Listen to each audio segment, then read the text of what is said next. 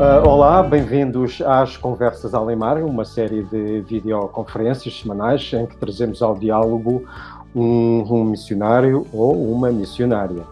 Iniciamos com o Padre Vieira, que é sacerdote há cerca de 30 anos, metade dos quais passados entre a Etiópia e o Sudão do Sul, para além da direção das revistas Alemar e Audácia e do Serviço Superior Provincial de Portugal.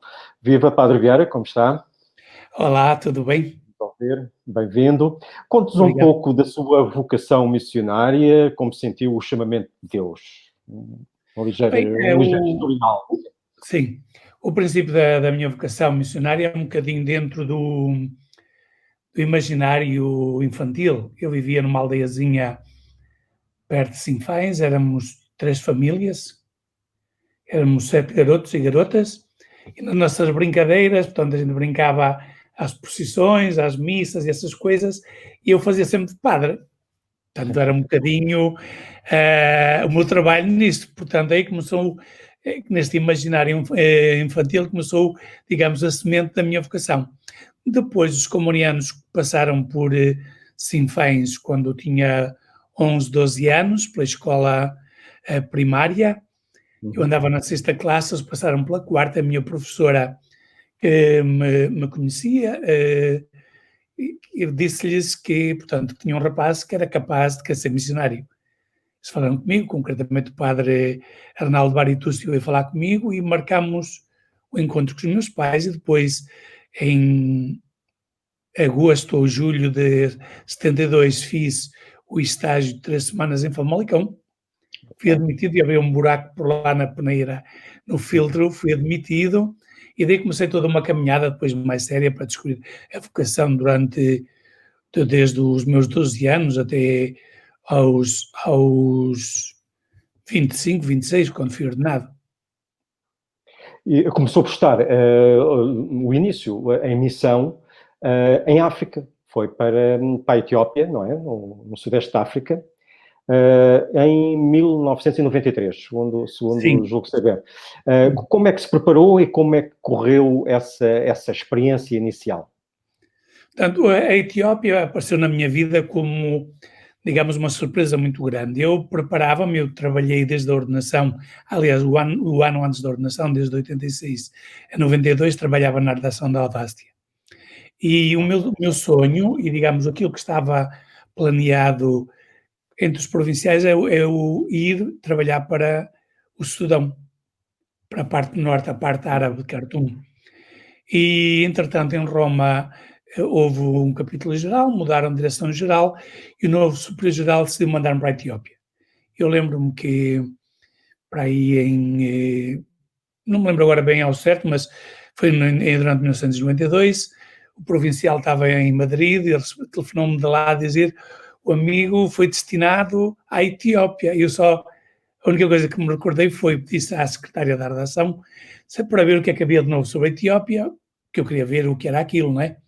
Portanto, a preparação, digamos, foi essa durante uns meses que estive aí à espera de partir para a Etiópia, que viesse alguém para me substituir na Audácia para eu partir. Foi lendo um bocadinho sobre a Etiópia, um bocadinho também da experiência missionária do Padre Ivo Duval, que Deus tem, que trabalhava lá.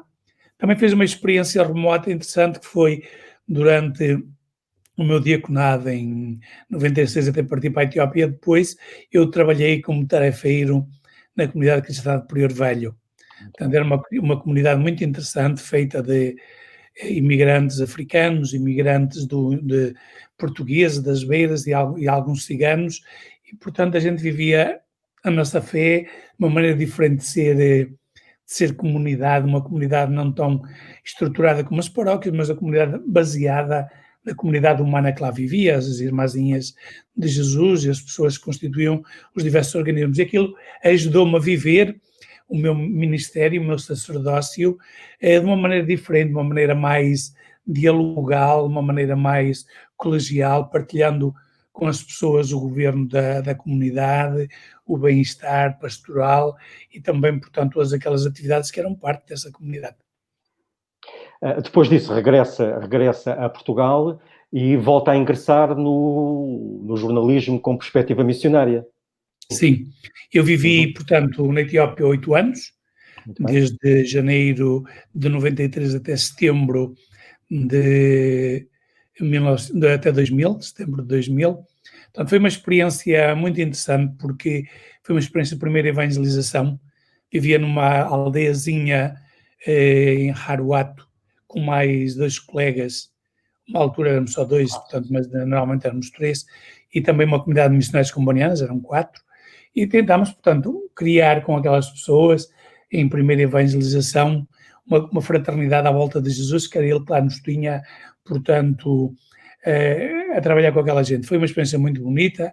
Tive algumas dificuldades, primeiro a habituar-me a viver na altitude. Nós vivíamos a 2.300 metros de altitude e o meu organismo não gostava muito. Pois era a língua, é uma língua aparentemente fácil, mas costumo entrar na língua. Demorei mais de 2 anos a falar a língua com aquela desenvoltura que queria se andar com papéis na tradutores, mas depois foi muito bonito porque, portanto, fiz uma experiência de Deus ao viver o Evangelho com aquelas pessoas. Elas também me ensinaram a chamar Deus de pai e mãe, do nosso passado comum, a partilhar a vida, a partilhar o que tinha. Às vezes, lembro-me que caminhava para as comunidades, normalmente andávamos a pé, e havia um menino que estava a guardar o gado e partia metade da espiga de milho que estava a comer e dava-me. Eu sabia, para o resto do dia não ia ter mais nada, mas era mal educado se não aceitasse, digamos, o milho que o menino dava. Portanto, foi esta fraternidade, este caminhar com a gente, caminhar lento, usando a linguagem deles, usando o tempo deles, que me fez viver. Depois estive no México 9 meses, fazer um curso de refrescamento, não é? Portanto, vivendo 8 anos lá no meio do mato, longe das tecnologias, longe destas coisas do tempo e das corridas, foi bom a gente parar, ver um bocadinho também como foi essa experiência, trabalhar aquilo que estava cá dentro de mim. E depois voltei para, em 2001 até 2006, voltei para a Audácia primeiro, como redator, e depois, quando o padre Zé Rebelo foi destinado às Filipinas, para as revistas filipinas, eu assumi também a direção da Alemar, exatamente. Certíssimo. Portanto, depois é diretor da Alemar durante, até quando? Até que ano? Até 86. Em 86. Altura... Desculpa, até 2006. Não, 2006. Em novembro de 2006, parti para o Sudão do Sul. Sudão do Sul, sim. Essa sim, uma experiência, então, ainda, mais uma vez, como jornalista missionário, então, não é assim, no Sudão do Sul? Uhum. E fala-nos um pouco... Foi um projeto que surgiu na minha vida também do nada.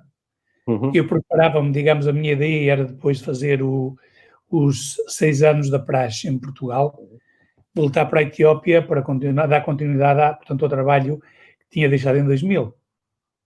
E, portanto, era essa a ideia que eu tinha, mas Deus e os meus superiores tinham outra proposta e propuseram-me integrar uma equipa de 2 combonianas e um irmão comboniano para iniciarmos no Sudão do Sul uma rede de rádios católica, com, ao princípio, o projeto original eram 8 estações, a primeira em Juba, a Rádio Barrita, e depois mais 7 estações, 6 nas outras dioceses do Sudão do Sul, e a 8ª nos Montes Nuba, portanto, já numa zona do Sudão, mas que era controlada pelo SPLA do Norte, e, portanto, e que nos dava a possibilidade de fazer esse trabalho. Então, foi um trabalho muito bonito nesse aspecto, porque, por um lado, fui fazer aquilo que eu gosto de fazer, que é jornalismo, fui fazê-lo num contexto novo, portanto, não havia mão de obra lá, nós tínhamos que preparar... Temos que apostar na formação, muita formação. Portanto, fazíamos ao mesmo tempo que cobríamos e fazíamos os boletins para, digamos, para a rede de rádios, dava formação aos jornalistas. Havia um problema, naquela altura começaram a surgir também outros órgãos de comunicação social no Sudão do Sul que pagavam melhor que nós, tinham mais possibilidade financeira, e então eu formava jornalistas e eles acabavam noutras portanto, casas, portanto, noutras rádios, na televisão nacional, em algumas revistas, Eu até disse à irmã que trabalhava comigo: "Oh, Nossa Cecília, eu acho que anda a fazer buracos no meio do rio Nilo com um pau. Tira o pau e o buraco desaparece, porque eu formo jornalistas para trabalhar comigo e eles Pois vão à vida". não deixa de ser válido, não deixa de ser um trabalho válido Pois, de qualquer mas maneira. ao mesmo tempo eu também pensava assim: se eu estivesse na situação deles, eu fazia o Uhum. mesmo. Claro, Se eu tinha a claro. possibilidade de ganhar 2.000 em vez de 1.000, quer dizer, trabalhando menos, porque Uhum. além de nós pagarmos mal, éramos poucos e tínhamos que fazer, portanto, o trabalho com mais intensidade, eu faria o mesmo, não é? Depois que a Então, certo ponto estabilizou a lei da procura e consegui trabalhar primeiro com o Pool, depois com a Marvis e no fim com o Soca, que me veio a substituir como diretor de informação e, portanto, conseguimos estabilizar. O trabalho era, primeiro, preparar diariamente 2 boletins de notícias, aí com 10 notícias cada um para, portanto, para as 9 rádios, era sim, sim. escrito em inglês, e depois cada rádio traduzia para a língua que usava, podia ser o Dinka, podia ser o árabe, podia ser o Bari, podia ser o Zanda, dependia, portanto, das zonas onde retransmitiam. E normalmente fazíamos isso também em cadeia com as rádios locais, que nos mandavam aquelas notícias que consideravam de ser de interesse nacional e que umas notícias que nós, os três da redação central, cobríamos a nível do Parlamento, a nível das ONGs, a nível portanto, dos partidos políticos, a nível da cultura que aconteciam em Juba. Portanto, nós Uhum. fazíamos isso e, entretanto, eu também tirava uma semana por mês, uma semana a cada 2 meses, para ir às redações das rádios locais, fazer também um cursinho de preparação, porque demos conta, quanto melhor trabalhassem as notícias a nível local, mais depressa nós as difundíamos a nível nacional. Lembro que uma Menos vez edição era necessária também, sim, sim, era, sim. lembro que uma vez recebemos uma notícia, estavam a fazer, digamos, o registro dos eleitores para o referendo para a independência, portanto, era um momento tenso na vida nacional e houve uma mesa de votos que teve que ser fechada. Uhum. Houve lá uma encrenca qualquer, soubemos pela notícia que a governadora veio lá, portanto, a gente assumiu que era uma coisa importante, mas além do texto, nem eu, nem o meu adjunto conseguimos descobrir o que é que se passou. E então eu telefonei para essa dita rádio e disse que queria falar com o jornalista que escreveu o texto e eu disse, olha, está aqui esta notícia e eu não entendo o que é que tu aqui escreveste. Ele começou a ler, não, diz-me assim, não é assim, olha, agora imagina que vais chegar a casa e vais encontrar a tua mulher, o que é que se passou? O que é que se passou? Então, foi fácil, havia um senhor que andava metido com a mulher do chefe da mesa de votos e depois, quando ele veio registrar-se, começaram a bulha. E pronto, ali vi que era um triângulo Recorrer à amoroso. oralidade para conseguir. E resolveu o problema. Eu disse: olha, quando se escreve as notícias, se a gente escreve assim como conta, é muito mais fácil que a gente entenda o que lá está e acabou. Portanto, foi um bocadinho depois. Como nós estávamos a trabalhar desde o fim do período, digamos, a gente chamava-lo o tempo do acordo de paz, desde a Uhum. assinatura do acordo de paz até à independência. Nós estávamos a fazer, por assim dizer, diariamente, a crónica da história a acontecer à nossa frente, portanto, aquele país novo que depois, em 2011, a 9 de julho, A nasceu em Juba. independência.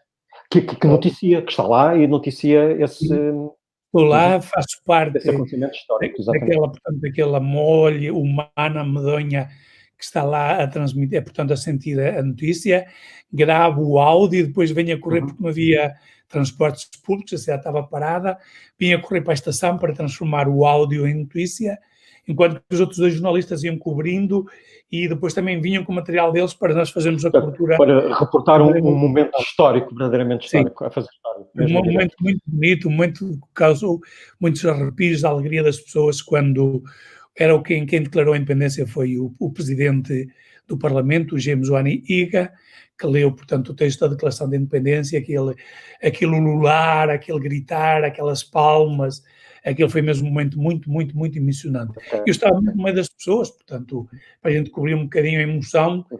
e foi muito bonito. Muito bem.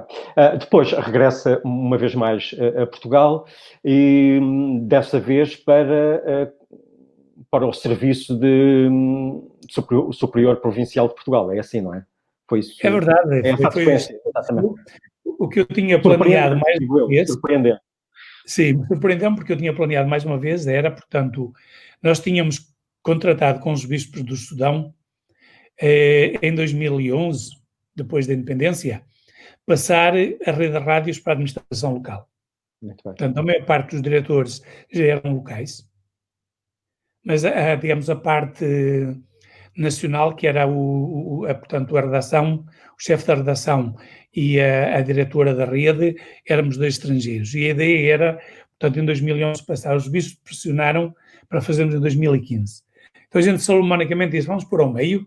Portanto, em 2013 vamos passar, portanto, tudo para as mãos das pessoas locais. Foi por isso que nós fomos lá.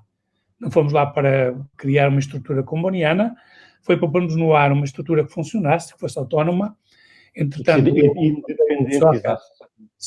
um Soca, que era um jornalista, um católico, que é jornalista da Igreja da Rádio Nacional, trabalhava para o governo e fez-lhe a proposta, ele veio trabalhar comigo, foi o meu adjunto. Depois, um ano antes, trocámos de posição, ele era o diretor e eu era o adjunto, com a ressalva que podia dar-lhe nas orelhas quando as coisas corressem mal. Mas correu tudo muito bem. E então a ideia era, em dezembro de 2013, depois de terminar os 7 anos ao serviço da rede, portanto, de rádios do Sudão do Sul, passar para a Etiópia e voltar à Etiópia. Em Portugal, os meus confrades não acharam assim e elegeram-me provincial, uma coisa que saiu completamente dos meus esquemas. Eu nem sequer sabia que tinha gente para essas coisas. Nunca pensei em ser provincial, é daquelas coisas que alguns são capazes de querer, é um trabalho que eu não recomendo a ninguém e também não queria fazer. E elegeram-me, eu vi naquilo, Deus estava a pedir um serviço à minha província cá, com muita humildade, com trepidação, cheio de medo, também é verdade, e também confiando na sabedoria daqueles 4 colegas, que os meus colegas que me elegeram também puseram ao meu lado como conselheiros.